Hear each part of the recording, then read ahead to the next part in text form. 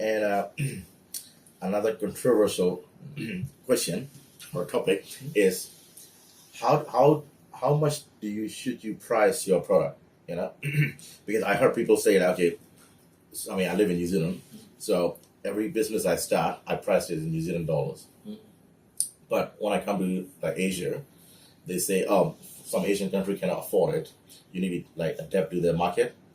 So do you really agree that is that do you need to do that or can you use your branding to just keep the price as it is? I kind of yes and no, because I mean if we learn from say an already established brands, for example, like luxury designer goods, right? Yeah. They don't price their items differently. Yeah, in like each LV, region. Yeah, right. yeah. So if it's 3,000 euros in Europe, it's going to be the equivalent of 3,000 euros be in Vietnam, Yep.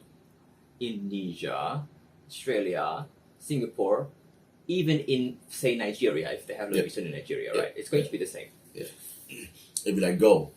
Everywhere you go, same price. Exactly. Because it's all about brand identity and where you want to price yourself. If Yeah. you want to be identified as a luxury item, then obviously you would have that certain price point. But at the same time, we have to take a look at the item that we're trying to promote as well. For example, if you're selling books, for example, you can't price the same book. If you sell a book for like say $50 in US, when you print it for like say a Vietnam version, it will be priced cheaper. Yeah. Because what's $50 in the US is probably just like a 2-hour wage. Yeah. But $50 say in Vietnam, Probably that a could day be or- like a week a or week, 2 yeah. weeks wage, right? Yeah. So it's some items we can't just keep in Yeah. the same price. Yeah, so I agree with you on that. One thing I noticed is like cinemas at the movies. So back in New Zealand, it will cost like maybe $20 or $25, which is nearly, I think, 600 or 700 Thai bahts, or in Vietnam, some millions of dong or whatever. But when I visit Vietnam or Thailand, it's only like 100 Thai bahts, which is like one or $2 New Zealand.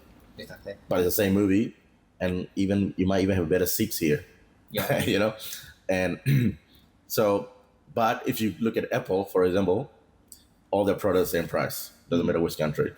So I would say, I mean, would you say like startups should focus more on branding if they can, because branding will then allow you to price whatever you want in any country. True. Yeah. I would say so. Yeah. Because if you have a strong presence and you have a strong identity, you can break into any price point. Yeah. But you just need to make sure that you have something that's innovative, that's just so odd, that's probably have never been seen by anyone else. Yeah. For Apple, for example, just as an example, when they started the brand, there was no other smartphones that have a very, very sensitive touchscreen that responds to touch. You always needed to press it. Yeah. You always needed a stylus Yeah. to operate the screen. But Apple's the first one that's got that multi-sensory type of sensor on the screen that allows it to work as it is, the touchscreen that we're so used to it now. Yeah. That all mobile phones basically using as a standard basically now. Yeah. Yeah. So with that, they can set the trend, they can set the standard, they have a strong identity. Yeah. That's why they can price whatever they want to Yeah. price their products now. Yeah. Just because of that first iPhone. Yeah. So as a business, I think you can price it low and then try to gain on quantities, or price it really high and just get the top rich people to buy your product. Yeah. Basically, right? Yeah. So there's like two approaches to you can make. I mean, both can make money, depending on which is easier for your product. You know. Yeah. I guess if you're trying to set a trend, for example, because this is something that we learned at fashion course. I studied fashion for a bit.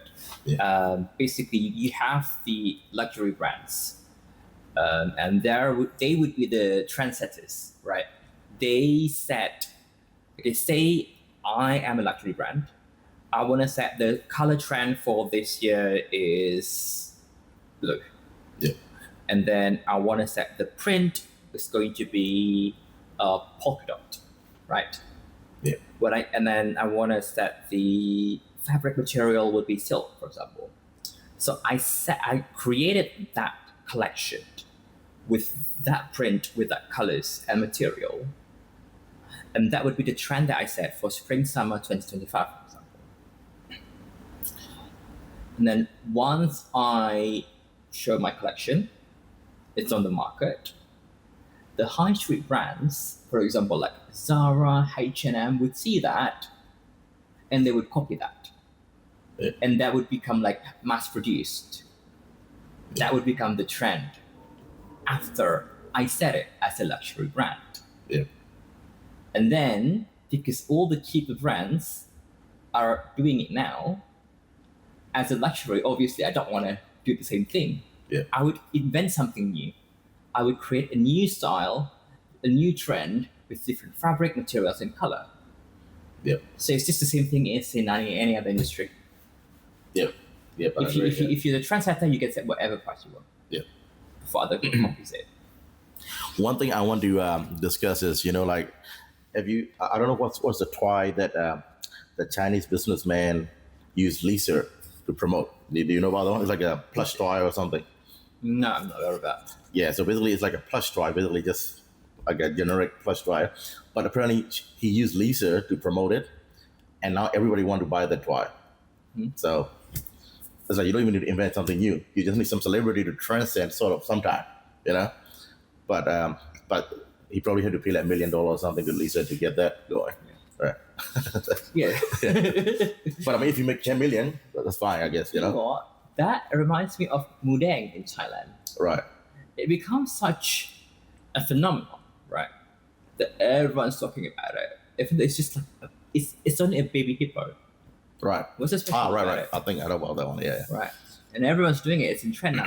They even have a cryptocurrency. Right. So Mudeng, the baby hippo, Yeah. has its own cryptocurrency. How Okay. fun is that? Yeah. So the question is, how do you ride that wave or create that sort of wave for your product? That will be, I guess, for another time. But I don't know.